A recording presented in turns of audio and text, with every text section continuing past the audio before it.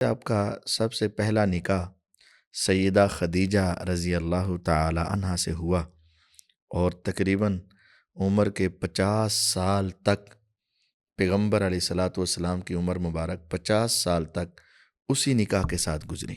صحیح۔ ان کی رحلت کے بعد، ان کے جانے کے بعد، نبی کریم صلی اللہ علیہ وسلم نے سیدہ سودا بنت زمعہ رضی اللہ عنہا سے نکاح کیا۔ پھر ان کے بعد سیدہ عائشہ بنت ابی بکر الصدیق رضی اللہ عنہ سے نکاح ہوا۔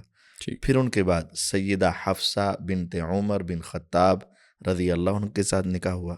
پھر ان کے بعد سیدہ زینب بنت خزیمہ رضی اللہ عنہ کے ساتھ، پھر صحیح۔ سیدہ ام سلمہ رضی اللہ عنہ کے ساتھ، پھر سیدہ ام حبیبہ بنت ابی سفیان رضی اللہ عنہ کے ساتھ، پھر سیدہ زینب بنت جحش رضی اللہ عنہ کے ساتھ، پھر سیدہ جویریہ رضی اللہ عنہ کے ساتھ، صحیح۔ پھر سیدہ صفیہ رضی اللہ عنہ کے ساتھ، اور سب سے آخر میں سیدہ میمونہ رضی اللہ عنہ کے ساتھ۔